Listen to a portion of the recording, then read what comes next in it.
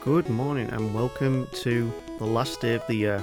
I'm very sorry there wasn't any videos the last 2 days, but yeah, as I said on my post, unfortunately Wacko had lost the files for the collab content that we were going to be doing on the 28th, 29th, 30th and 31st. So I didn't have time to actually record anything else apart from this last minute. So yeah, we'll just do a quick video and we will get back onto updating this tier rankings with the latest 10 Pokemon we did during the month of RetroBrown, because we only did 10 of them, and yeah, you know what, I quite enjoyed some of them really. It was quite an interesting month really. You guys really liked the monotype videos, like really liked them. There's some crazy videos that went on that this month, but anyway, I digress. Let's get started with the latest 10 Pokemon, and we might as well do them in chronological order of the ones that we recorded. So if we get all the way from Paris, it wasn't the greatest of Pokemon, but it also wasn't the best. It finished the game in 5 hours and 4 minutes at level 66.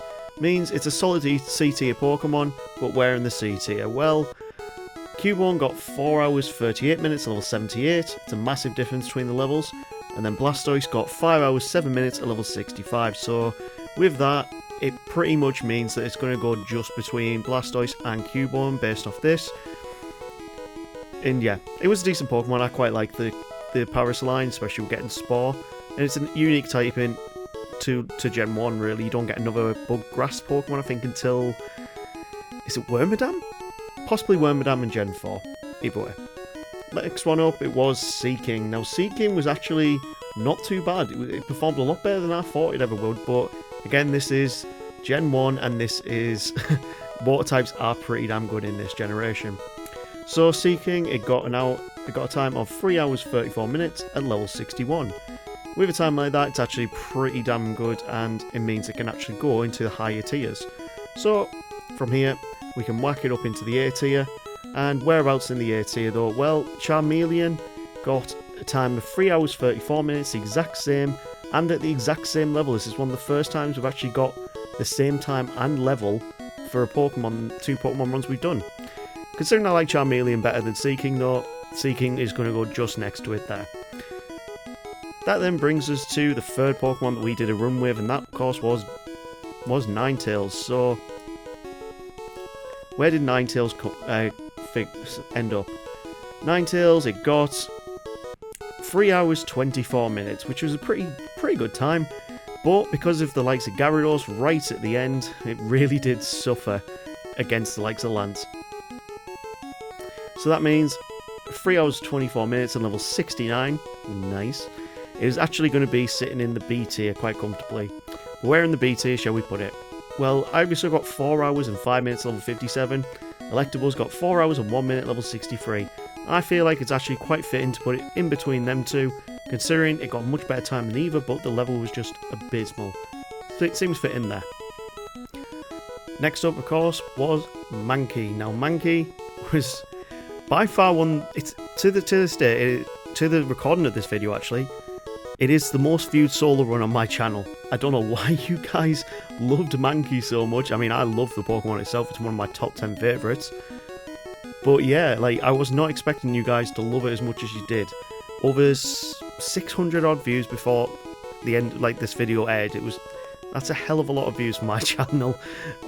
Can't wait till I get to the stage where thousands of views are going to be small. But either way, Mankey finished the game in 4 hours and 16 minutes, but it did it at level 71. Now, considering Charmander in the C tier got 3 hours 52 at level 74, that little bit of time difference between the two, I feel like the 3 levels and 14 minutes difference, Mankey is very fitting to go into the top of that C tier next to Charmander. Next up, of course, we had Drowsy, one of the creepiest Pokemon in all of Pokemon in my eyes. There's some amazing facts that you guys managed to share with me throughout that video, but wow. And someone even put in a crazy poem about Drowsy and Hypno, and it terrified me. Oh my word. If you find that comment, please drop it a like, because that honestly, it entertained me a lot that day. Anyway, Drowsy itself, it finished the game in 3 hours 51 minutes at level 58. That's a very high tiering run. Whereabouts is it though? Well, Farfetch'd finished the game at 3 hours 52 minutes at level 60.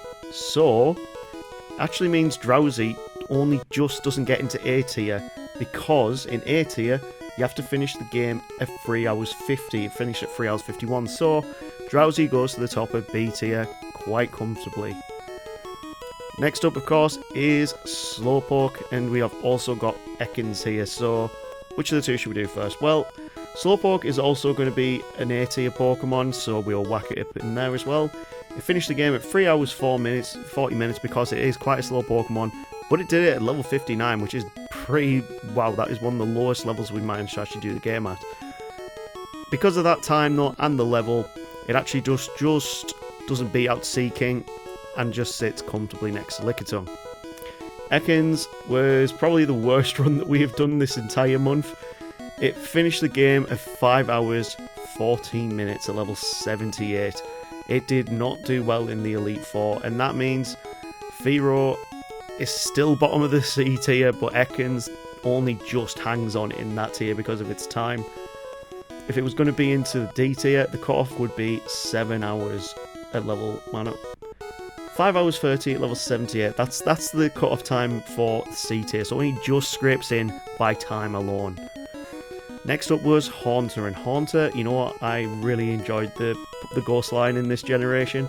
They are fantastic Pokemon, and it is, during the month of RetroBrown, the only S tier run that we have done. With 3 hours 20 minutes and 57 minutes, it's a solid S tier Pokemon, and sits just before Magmar quite comfortably in between Slowbro, because it actually got the exact same time as Slowbro as well, and the exact same level. So yeah, it beats out Magmar just. That just leaves Vileplume and Rhydon. And Rhydon, well, we'll do that one last. Vileplume, by far, is the best Grass-type run that we have done so far. 3 hours 29 minutes at level 64. It doesn't make it into the S tier, but it does make it into the A tier, and a quite high tiering in the A tier. Beats out Charmander by 5 minutes, but it does it 3 levels worse. But those 5 minutes definitely make the most, and Vileplume does get its place high in the A tier. That just leaves Rhydon, and Rhydon, being the very first Pokemon that was ever created, doesn't mean it's actually very good though. Did do a hell of a lot better than Rhydon, who was bottom of the D tier, but Rhydon, 4 hours and 6 minutes at level 71. Because of the time alone, it actually gets towards the higher tier of C tier, just beating out Mankey. And there we go. As you can see from there, there's our SS tier going into the S tier. A, B, C, D, E, F. If you got to this point in the video, please smash that like and subscribe, guys. Really appreciate it. And we will see you in the new year. I'm very sorry we couldn't get those last couple of videos done, but at least this is a little consolation for the end of the year. Take care.